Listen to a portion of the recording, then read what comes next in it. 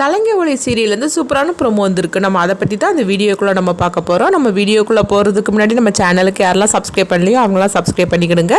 பக்கத்தில் உள்ள பெல் பட்டனை கிளிக் பண்ணுங்க. வாங்க வீடியோக்குள்ளே போகலாம். அபூர்வா பூமிக்கிட்ட சொல்லிட்டு இருக்கிறாங்க, இந்த மாதிரிக்கு நீ சோபாவாக இப்போ வேஷம் போடுற, நான் எல்லாத்தையும் நான் அழைச்சிட்டு வரேன் அப்படின்னு சொல்லவும், அடுத்ததாக பார்த்தோம்னா அவங்க எல்லாருமே வராங்க. என்னது ஒரே சவுண்டாக இருக்குதுன்னு சொல்லிட்டு எல்லாரும் வரவும், அப்போ பூமி டான்ஸ் ஆடிட்டு இருக்கிறாங்க.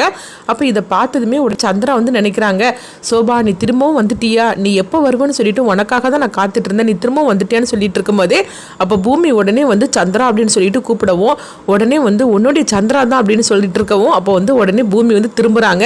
திரும்பினதுமே உடனே அபூர்வா சொல்லிட்டு இருக்கிறாங்க, அதாவது நான் சொல்லி கொடுத்த மாதிரிக்கு இப்போ கரெக்டாக பேச போகிறேன் அப்படின்னு சொல்லிட்டு இருக்கவும், என்ன தவிர மற்ற எல்லாருமே இவ உடம்புல வந்திருக்குது சோபாதான் அப்படின்னு சொல்லிட்டு நினச்சிட்டு இருப்பாங்க அப்படின்னு அபூர்வா சிரிச்சுக்கிட்டு இருக்கிறாங்க.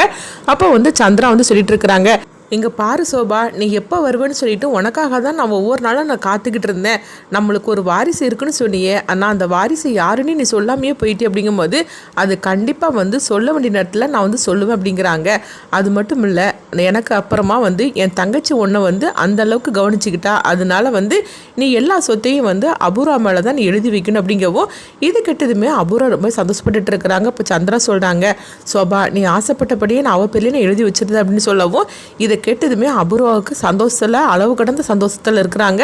நம்ம சொன்ன மாதிரிக்கு அவள் செஞ்சுட்டா அப்படின்னு. அடுத்துதான் பார்த்தோம்னா பூமி சொல்லிட்டு இருக்கிறாங்க, இல்லை இல்லை நீ அபூர்வா பேரில் சொத்து எழுதக்கூடாது, உன் வாரிசான நட்சத்திரம் மேலே தான் அந்த சொத்தெல்லாம் எழுதணும் அப்படிங்கிறாங்க. இது கிட்டதுமே உடனே அபூர்வாவோட சித்தி சொல்லிட்டு இருக்கிறாங்க, எப்படியோ அவள் பேரில் எழுதுனா உன் பேரில் எழுதுனா எல்லா சொத்தும் உனக்கு தானே வரப்போகுதுன்னு சொல்லிட்டு இருக்கும்போதே உடனே சந்திராவும் சரி அப்படிங்கிறாங்க. அடுத்தது பார்த்தோம்னா பூமி சொல்லிட்டு இருக்கிறாங்க, இல்லை அதாவது நான் சொன்ன மாதிரிக்கே நீ இவங்க ரெண்டு ஒரு பேர்லையுமே சொத்து எழுதக்கூடாது, நீ என்ன நினைக்கிறியோ உன்னுடைய முடிவுக்கே உனக்கு யாருக்கு இருந்து இந்த சொத்தெல்லாம் கொடுக்கணும்னு சொல்லி நினைக்கிறியோ நீ அதே மாதிரிக்கு நீ செஞ்சிரு அப்படிங்கவும், இது கிட்டதுமே அபூர்வா அதிர்ச்சி அடைகிறாங்க. அடுத்து பார்த்தோம்னா அபூர்வா கையில் இருந்த அந்த ஃபோனை பூமி போய் வாங்குறாங்க. வாங்கினது மட்டும் இல்லாமல் அந்த ஃபோனை போட்டு அவங்க உடைச்சிருந்தாங்க. இதை பார்த்ததுமே அபூர்வா அப்படியே எரிச்சலோடு இருக்கும்போது அப்போ அவங்க சித்தி சொல்லிட்டு இருக்கிறாங்க, அதில் முக்கியமான ஆதாரம் இருக்குது, அதை கொண்டுட்டு போய் நீ இப்படி கொடுக்குற மாதிரிக்கு கையில் வச்சிருப்பியா, முக்கியமான ஆதாரத்தெல்லாம் நீ மறைச்சு வைக்க வேண்டாமான்னு சொல்லி கேட்டுருக்கோம். அப்ப அபூர்வா சொல்றாங்க, நானே எரிச்சலோடு இருந்துட்டு இருக்கிறேன், நீ வரை எரிச்சல் படுத்திட்டு இருக்காது அப்படின்னு சொல்லிட்டு திட்டிட்டு இருக்கவும், அப்போ பூமி உடம்புல இருக்கிற சோபா மாதிரிக்கு நடிச்சிட்டு இருக்கப்பட்டவங்க சொல்லிட்டு இருக்கிறாங்க, இங்கே பார் சந்திரா, என்னுடைய கதை முடிஞ்சதுக்கு நீ நினைக்கிற மாதிரிக்கு அந்த நாட்டியம் கிடையாது, என்னுடைய கதை முடிச்சது வேற ஒருத்தவங்களாக்கும் அப்படிங்கிறாங்க. இது கெட்டதுமே சந்திராலேருந்து எல்லாருமே அதிர்ச்சி அடைகிறாங்க. என்ன சொல்கிற சோபா, உன் கதைக்கும் நாட்டியத்துக்கும் எந்த சம்மந்தமும் கிடையாதா, அப்போ உன்னை யார் இந்த மாதிரிக்கு பண்ணுனாங்கன்னு சொல்லு அப்படிங்கும்போது, அதை சொல்ல வேண்டியது சூழ்நிலை எனக்கு இப்போ வரல, ஆனால் கண்டிப்பாக ஒரு நாள் உங்ககிட்ட நான் உண்மையை சொல்லுவேன் அப்படிங்கவும், உடனே சந்திராவும் சரி அப்படிங்கிறாங்க. அடுத்து பார்த்தோம்னா உன் வாரிசு யாருங்கிறதையும் நான் கூடிய சீக்கிரத்தில் உனக்கு காட்டி கொடுப்பேன் அப்படின்னு சொல்லிட்டு, இது எல்லாம் சீக்கிரத்திலேயே நடக்கும் அப்படின்னு சொல்லிட்டு அப்படியே உங்க கீழே விழுந்துருந்தாங்க. உடனே பார்க்கும்போது அவங்க பூமி உடம்புல இருக்கிற சோபா போன மாதிரிக்கு அவங்க நடிச்சிடவும், அப்போ பார்த்தோம்னா அபூர்வா பூமியை பார்த்துட்டே இருக்கிறாங்க. நம்ம நடிக்க சொன்னால் கடைசியில் நடித்து நம்ம கையில் இருந்த அந்த ஆதாரத்தையே உடைச்சிட்டாள் அப்படின்னு சொல்லிட்டு எரிச்சலோடு இருக்கவும், அப்போ உடனே பூமியை அழைச்சிட்டு போகிறாங்க. அப்போ பூமி அபூர்வா பார்த்து சிரிச்சுக்கிட்டே போகவும், இதை பார்த்ததுமே அபூர்வா நம்மக்கிட்டேயே வேலையை காட்டிட்டாள் அப்படின்னு சொல்லிட்டு எரிச்சலோடு இருந்துட்டு இருக்கிறாங்க. அடுத்தது அங்கே பார்த்தோம்னா நட்சத்திராவை தான் காட்டுறாங்க.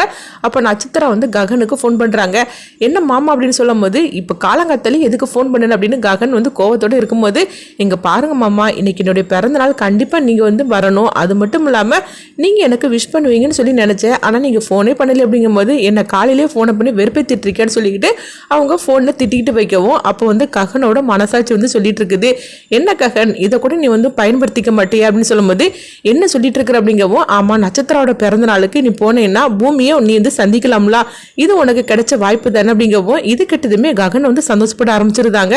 ஆமா இதை நம்ம பூமியை சந்திக்கிறதுக்காக இந்த நட்சத்திராவை வச்சு நம்ம பயன்படுத்திக்கிட்டு அந்த வீட்டுக்குள்ள போயிட வேண்டியது அப்படின்னு சொல்லிட்டு ககன் ஒரு திட்டத்தை போடுறாங்க.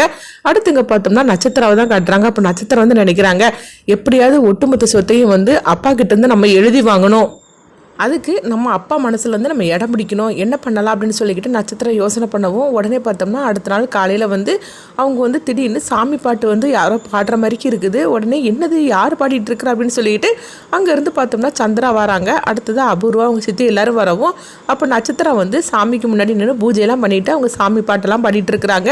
இதை பார்த்ததுமே சந்திரா ரொம்பவே சந்தோஷப்பட்டுட்டு அவங்க வரவும், அப்போ உடனே அபூர்வாவோட சித்தி சொல்லிட்டு இருக்கிறாங்க, பாத்தியா அபூர்வா, உன் பொண்ணு அதாவது நீ 8 அடி 5 தெரிஞ்சா அவள் 16 அடி பாய்வா போலுக்கு, எப்படி என்னம்மா நடிச்சுக்கிட்டு இருக்கிறா, அபூர்வா பொண்ணுனா சும்மாவா என்ன அப்படின்ட்டு இருக்கவும், சித்தி நீங்கள் பேசாமல் இருக்க மாட்டீங்களா அப்படின்னு அபூர்வா வந்து திட்டிகிட்டு இருக்கவும், அப்போ நட்சத்திரம் வந்து சாமி பட்டெல்லாம் பாடி பூஜைலாம் செஞ்சு முடிச்சுட்டு வராங்க. வந்ததுமே அவங்க சந்திரா காலில் வந்து ஆசீர்வாதம் வாங்கவும், உடனே வந்து சந்திரா வந்து நீ நல்லா இருமா அப்படின்னு சொல்லிட்டு அவங்க ஆசீர்வாதம் பண்ணிட்டு இருக்கிறாங்க. இதெல்லாம் பார்த்ததுமே அபூர்வா வந்து சந்தோஷப்பட்டுட்டு இருக்கிறாங்க. எப்படியோ நட்சத்திரம் இந்த மாதிரிலாம் நடிக்க ஆரம்பிச்சிட்டா, எப்படியாவது அந்த சொத்தை நம்ம வந்து அடைய வேண்டியதா அப்படின்னு சொல்லிக்கிட்டு அபூர்வா நினைக்கவும், அப்போ அபூர்வா வந்து சொல்லிட்டு இருக்கிறாங்க, பார்த்தீங்களாங்க நம்ம பொண்ணு எவ்வளோதான் படிச்சிருந்தாலும் அவன் வந்து எப்படி வந்து பக்குவமாக இருக்கிறா பார்த்தீங்களா அப்படின்னு சொல்லிட்டு இருக்கும்போது உடனே சந்திராவும் சொல்கிறாங்க, ஆமாம் நட்சத்திரா நீ இப்படிலாம் பண்ணுவேன்னு சொல்லி நான் கொஞ்சம் கூட எதிர்பார்க்கவே இல்லை அப்படிங்கும்போது, இந்த காலத்து பொண்ணுங்களாமே படிச்சதுமே அவங்க எப்படிலாம் வந்து இருக்கிறாங்க, ஆனால் நம்ம பொண்ணை பார்த்தீங்களா அவள் எந்த அளவுக்கு வந்து படிச்சிருந்தாலும் சரி தான், அவள் எவ்வளோ பொறுப்பாக இருக்கா பார்த்தீங்களா அப்படின்னு சொல்லிக்கிட்டு அபூர்வா வந்து நட்சத்திரா பற்றி ரொம்ப பெருமையாக வந்து சந்திராட்ட எடுத்து சொல்லிட்டு இருக்கவும், சந்திராவும் ஆமாம் அப்படிங்கிற மாதிரிக்கே அவங்க சிரிச்சுக்கிட்டு இருக்கிறாங்க. அப்போ அடுத்தது பார்த்தோம்னா ககனோட அப்பாவை தான் காட்டுறாங்க. அப்போ ககனோட அப்பா வந்து அவங்க வந்து பூமியை பார்த்து நினைக்கிறாங்க, அந்த பொறுப்பு எல்லாமே வந்து பார்த்தோம்னா அது வந்து பூமிக்கு மட்டும்தான் இருக்குது, இவ எல்லாமே நடிச்சுக்கிட்டு இருக்கிறா அப்படின்னு சொல்லி நினைக்கவும், அடுத்ததான் வந்து நட்சத்திரோட பிறந்த நாளுக்கு ககன் வந்து அங்கே வராங்க. அடுத்ததான் என்ன நடக்க போகுதுன்னு பார்க்கலாம்.